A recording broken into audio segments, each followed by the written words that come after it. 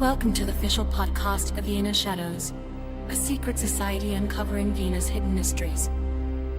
Lean back and enjoy the show.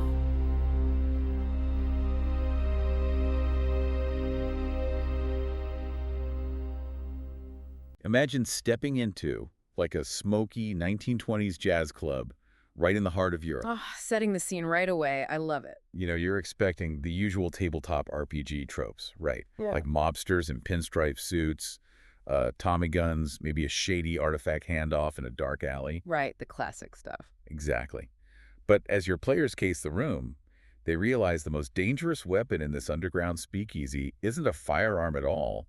It is a perfectly tuned violin. Which just completely upends everything we expect from a 1920s investigative setting. It totally does. Because in this world, physical tools like, steel or gunpowder, they're practically useless against the real threats. Yeah, and that is exactly why we're here today. We are serving as your personal Game Master prep guides. That's right. We're doing a deep dive into the incredibly rich, super dark setting of the Vienna Shadows tabletop RPG. And, the mission today is to get you ready to run this thing. And it is quite a setting to run. It really is. Yeah. Okay, let's unpack this. Because the core premise that you need to pitch to your table, the thing that sets this game apart, is that in this version of 1920s Vienna, music is not just art. No, it's not. It's literal spatial engineering. Right. Those beautiful classical compositions echoing through the State Opera House, they are actually mathematical equations. Equations that are specifically designed to either bind or, unleash these massive cosmic entities. Which is terrifying. It is. And what's fascinating here is how the creators have taken real-world musical history and just twisted it into this brilliant cosmic horror framework. I mean, they took actual historical figures. Exactly. The classical and romantic composers who actually lived and worked in Vienna, they are no longer just musicians in this game's lore. They're classified as acoustic wardens. Acoustic wardens. I love that term. Right, because they literally laid down the sonic architecture of the city to keep reality intact. Okay, so before you can run this game for your players, you really need to understand the lore of these wardens. Because it's the bedrock of the whole magic system, right? Totally. It's what your players will be using or fighting against. So let's start with Wolfgang Amadeus Mozart. A classic. Right. Historically, we know he was deep into Viennese Freemasonry, and his opera, The Magic Flute, is famous for its Masonic symbolism. But the shadow truth of this game setting completely recontextualizes that. Oh, completely. Because in the game, Mozart possessed a mind that was uniquely capable of calculating non-Euclidean sound structures. Which, no normal human brain can do. Exactly. So The Magic Flute wasn't just an opera meant to entertain people. It was this overt, really desperate attempt to encode binding frequencies into a public performance. Wait, so he's using the audience and the orchestra to do what exactly? To collectively cast a massive warding spell over the entire city. He was using the geometry of sound. That is wild. But wait, how conscious was he of the cosmic order aspect? When he's writing this, does he know he's warding off ancient gods, or is he just following some kind of math compulsion? Well, early on, it was definitely a compulsion, just this intuitive grasp of the math, Okay. But that innocence shatters at the end of his life. Which brings us to his famous, unfinished Requiem. Right, because in the real world, Mozart died young of this mysterious fever while he was trying to finish it. Yeah, but in Vienna Shadows, that Requiem was commissioned by a gray messenger. Oh, a gray messenger, Mm-hmm. which is an agent of the Black Robes. Yeah. Right. One of the major factions we're definitely going to dig into later. Precisely. So this messenger basically manipulated Mozart, and mid-composition, Mozart realized with absolute clarity that the math he was writing was actually a summoning him for an outer god. Wow. So basically these composers were like reality hackers. Mm-hmm. Mozart is writing malware that accidentally executes. That's a great way to put it, yeah. And when he realizes it, he tries to stop it. But how does stopping a composition physically kill a person? Does his head just explode at the piano? It's more subtle than that, and honestly, far more terrifying. The lore describes it as psychic recoil. Psychic recoil. Yeah. He tried to mentally dismantle those non-Euclidean sound structures before they could be completed on the page, but a human brain just isn't wired to process geometry that contradicts earthly physics. Oh, I see. So the sheer paradoxical math of it basically blew a biological fuse in his nervous system, and that is what killed him. Man, that sets such a terrifying precedent for your players. Like just engaging with this magic is physically and mentally lethal. Absolutely. Which brings us to Ludwig van Beethoven. The deaf titan. I mean, his progressive hearing loss is arguably the most famous tragedy in music history. But not in this game. In this game, his deafness wasn't an ailment at all. Really? What was it? According to the lore, Beethoven accidentally tuned his consciousness into the low-frequency cosmic vibration of an entity known as Azathoth. Wait. Let me stop you there. Yes. Are we saying the entity Azathoth intentionally reached out and deafened him? Or did Beethoven's own brain shut down his hearing to protect his sanity? Because mechanically, if a GM has a player who wants to run a deaf character, that distinction is massive. Oh, for sure. It was absolutely the latter. It was a biological defense mechanism. Okay, so his body protected him. Exactly. His auditory cortex essentially committed suicide to save his mind from shattering. He couldn't hear physical sound anymore because his brain just refused to let the frequencies in. So then how did he write his late, incredibly complex masterpieces like the Grosse Fuge or the Ninth Symphony if he couldn't hear a single note? Through tactile vibrations. He literally felt the music through the wooden floorboards and piano frames. Oh, wow. Yeah, he was feeling the physical vibrations of the universe itself, so those chaotic, intricate string quartets he wrote at the end of his life, they're actually sonic blueprints for multidimensional cages. He was building traps. Traps for cosmic horrors made out of pure tactile vibration. You know, when you describe it that way, it completely changes how a GM should set a scene. Like, when a player hears the Grosse Fuge playing in your campaign, you aren't just describing a string quartet playing a song. No, not at all. You need to describe the walls of a cosmic prison rattling against the things trapped inside. That is exactly the atmosphere you want to cultivate at your table. I love that. And then you have Franz Schubert, who lived this really short, impoverished life, writing incredibly melancholic songs, like his piece König, which is about a supernatural king abducting a child in the woods. Right. But in The Shadow Truth, Schubert was haunted by a doppelganger, an avatar of the king in Yellow Haster. Oh, creepy. Yeah, so Schubert wasn't writing fiction. He was literally transcribing the telepathic calls of the wild hunt as they rode over the Vienna basin. He was basically a terrified, hijacked radio receiver picking up a cosmic broadcast. Which is such a stark contrast to Johann Strauss II. Oh, definitely. The Waltz King, the guy who wrote The Blue Danube. I mean, his music is light, it's bouncy, it's the soundtrack to every high society ball. But the lore makes his music incredibly sinister. It really does. Strauss's waltzes are almost exclusively in their famous 3/4 time signature. Right, the classic waltz rhythm. And the game posits that these light hypnotic melodies were actually commissioned by the imperial elite to act as a mass pacification field. A pacification field. Yeah, that specific 3-count rhythm interacts directly with human brainwaves to suppress anxiety and independent thought. Okay, so going back to my modern analogy, Strauss's famous 3/4 time waltzes like the Blue Danube are basically mass pacification Wi-Fi fields. Yes. Keeping the public completely unaware of the alien-eyed nesting in their brains. That is a phenomenal way to summarize it for a gaming table. It takes this really abstract concept of classical music and turns it into tangible, dangerous technology. Exactly. So, okay, if we know who wrote the cosmic code, if these composers are the hardware, what is the software? That's the million-dollar question. If I'm a GM, I need to know how my players can actually harness this mechanically in the world. Is there a specific occult formula driving the magic? There is, and it's based on a real historical artifact called the Sator Square. Ah, okay, the Sator Square. Yeah, it's a 5x5 Latin palindrome.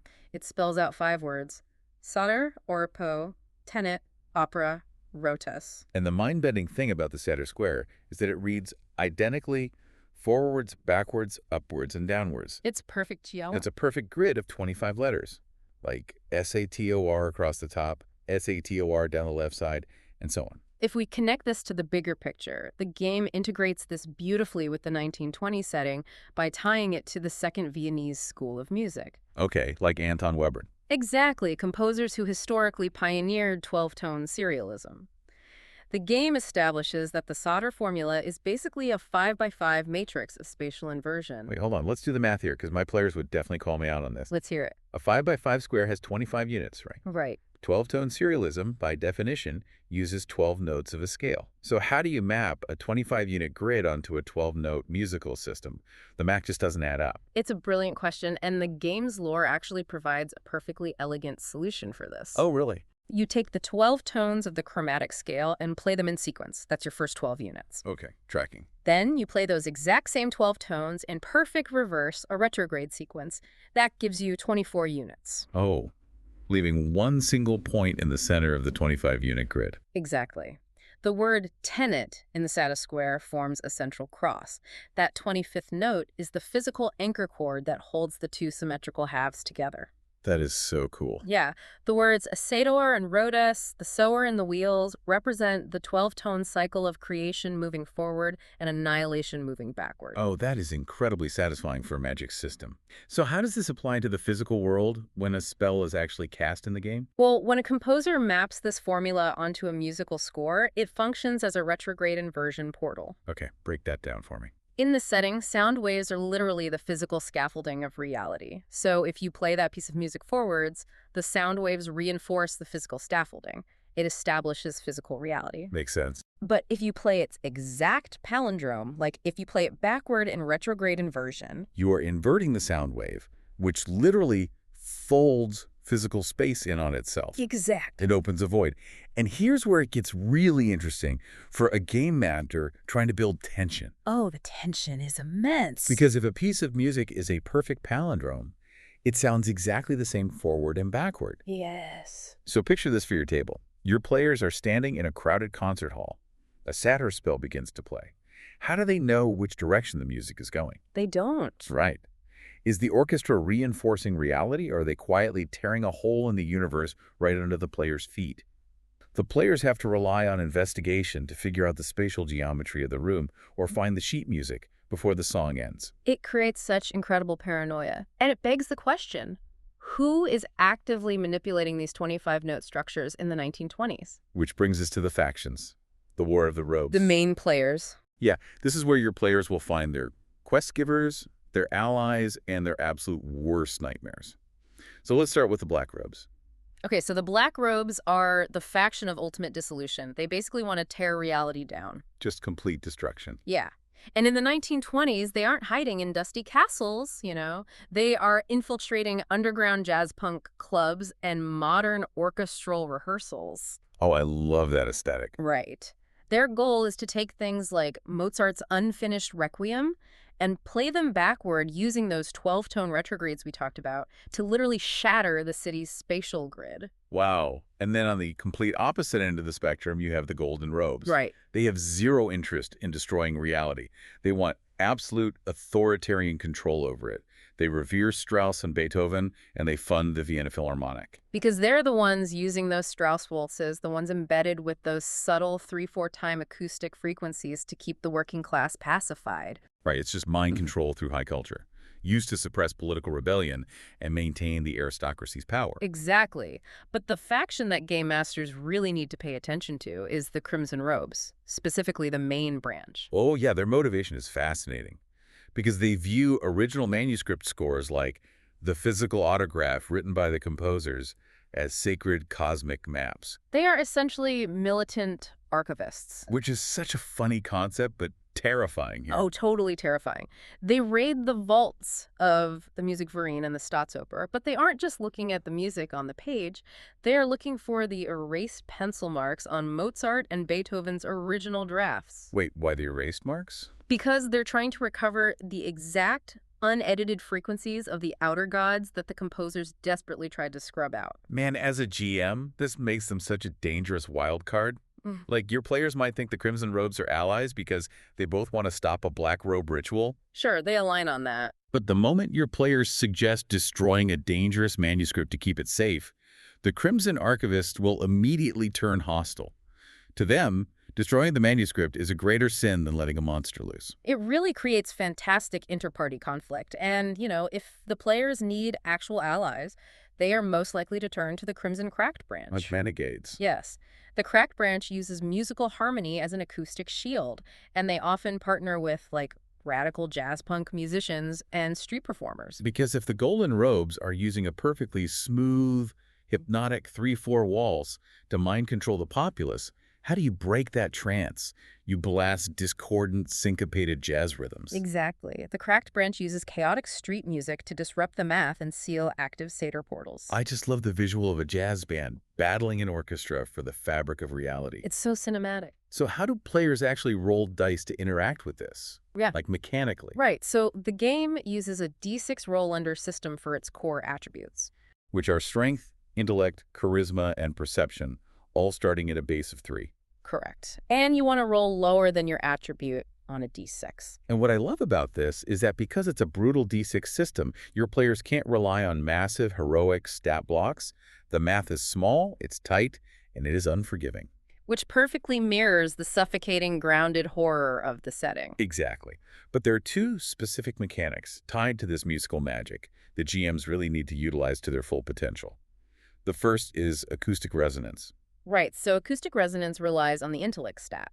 If a character is trained in music or the occult, they can attempt to counter a cosmic spell or an entity's psychic hum by actively playing, singing, or projecting a counter frequency. Like loudly singing a specific passage from Beethoven's Grosse Fuge. Exactly. It was basically weaponized noise-canceling headphones for cosmic dread. I love it. It really is. If your player succeeds on that intellect roll, the entity is stunned for 1 round, and any active sanity drain effects on the party are suspended. You are literally singing the monster into a temporary mathematical cage. But then the danger lies in the other key mechanic, a sanity threat called the Sator inversion. Yeah, and this one is tied to perception. Remember that 25-unit magic square? Right, the palindrome grid. If a character hears a Sator-based palindrome piece played in reverse, or if they just look too closely at a 5x5 magic square manuscript, you force them to make a perception check. Because their brain is trying to process a paradox. Right, and if they fail that check, you don't just say, you lose sanity. Oh, no, that's boring. You tell the player they experience spatial inversion. To their character, the physical scaffolding of the room literally flips upside down and backward. Oh, man. And mechanically, they take 1 point of sanity damage, but more importantly, they suffer a +1 difficulty modifier to all movement and combat checks for the rest of the scene. Because, I mean, you try shooting a revolver or running for a door when your brain perceives the floor as the ceiling. It's brilliant. It beautifully translates the lore into a debilitating mechanical disadvantage. It really does. Okay, so we have the lore of the Wardens, we have the 25-unit math in the Sator square, the faction motivations and the mechanics. Let's put it all together. Let's walk through the source materials sample adventure arc, the Retrograde Requiem. Oh, this is the perfect template for how you run this game. So Act I starts with a classic investigative hook, right? Mm-hmm. But heavily flavored for Vienna Shadows. The players are called to the Musikverein by a frantic librarian. Right, because a priceless manuscript fragment has been stolen from a locked vault. A fragment written in Mozart's own hand shortly before his death. Yeah. And the only clue the thief left behind, a 5x5 grid carved deep into the wooden desk. The Sator square. Boom. And if a player makes a successful intellect check here, you get to drop the bombshell. Yeah. This fragment, Mozart's lost Lacrimosa continuation, and is composed entirely using an archaic form of palindromic counterpoint. Which immediately tells the players that this music has the potential to open a portal. Exactly. So their investigation leads them to Act 2, down into the 1st District to a subterranean jazz punk cellar club called Der Tagstock. Or the Betten. Right. And as the GM, you really want to paint this scene. The club is smoky, it's sweaty, and it's completely packed with civilians. Up on stage, a radical jazz band is preparing to perform a live, electric fusion of that stolen Mozart manuscript fused with modern 12-tone serialism. And the tragic twist here is that the band leader has no idea what they're actually holding. They think they're just being edgy, right? Yeah, they think they're performing a cutting-edge artistic protest against the elitist golden robes, but they were manipulated. A black robe infiltrator fed them the score. Because the Black Robes know that if you take that specific 25-unit Sator palindrome and play it on heavily distorted brass and electric instruments, it's going to trigger a massive spatial rupture right beneath a crowded city block. which is terrifying. And this is where player agency takes center stage. Your players have to infiltrate this crowded club and stop the performance before the final anchor note is played? Right. And they have options. They could use strength to literally brawl their way through the mosh pit and rip the instruments from the musician's hand. To tackle them. Yeah. Or they could use charisma to talk their way onto the stage, grab a saxophone, and subtly alter the pitch of the music to disrupt the mathematical harmony before the song reaches its climax. That is so cool. But let's assume things go wrong. They fail their roles or they're just too slow. Which happens a lot in this game. Right. That brings us to Act 3. The Concert of the Void. The sonic feedback hits critical mass, the Sator portal triggers, and you get to describe the floor of the cellar literally dissolving beneath their feet. They are no longer standing in a basement. They are floating in a swirling, non-Euclidean void. Oh, man. The 25 letters of the Latin square are floating around them in burning golden light, and it erupts into a chaotic three-way showdown. Because the black robes are there in the void, chanting the words, Sator, Aripo, Tenet offer rotas, to tear the rift even wider. Right. And then suddenly, the golden robes bust in with the vice police, but they aren't there to save the civilians.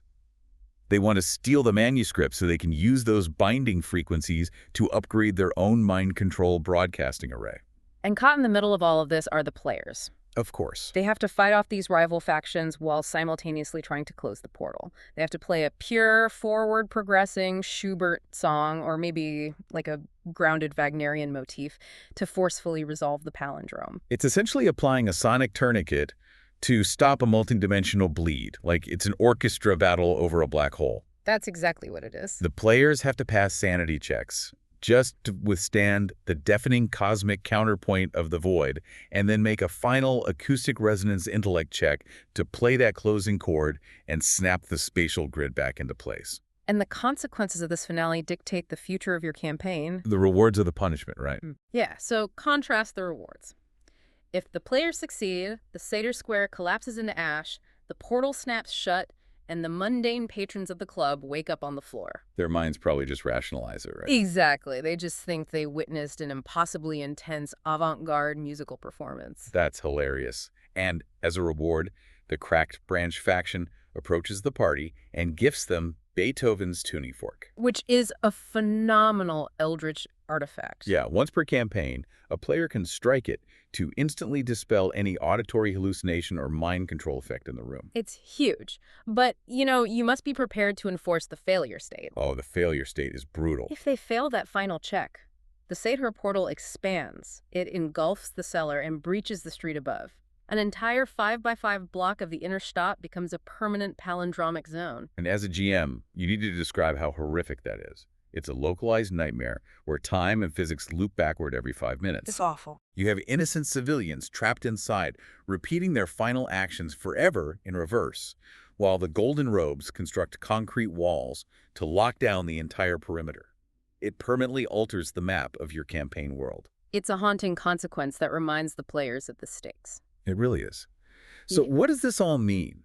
When you are sitting behind the GM screen running Vienna Shadows, you aren't just throwing generic monsters at your players. No, not at all. You are orchestrating a battle for the fundamental frequencies of reality itself. You are asking your players to use art, music, and raw intellect as their primary weapons against the abyss. This raises an important question, though, one for you to think about as you start designing your own campaigns in this world. Oh, lay it on me. We've spent this entire time talking about how these specific rhythms, tempos, and mathematical structures secretly pacify human consciousness or open rifts in space within the fiction of the game. Right, that's the core of the horror. But think about your daily life. What if the ambient background music playing in your favorite cafe right now, or, that catchy pop song you just can't seem to get out of your head today? Oh, no. What if that isn't just art either? What if it's a mathematical equation quietly working on your brain? Oh, that is incredibly unsettling to think about. Jump in ear out for those 3-4 time signatures. I am literally never going to listen to ambient cafe music the same way again. Thank you so much for joining us on this deep dive into Vienna Shadows. Get out there, prep your campaigns, tune your instruments, and we'll see you next time.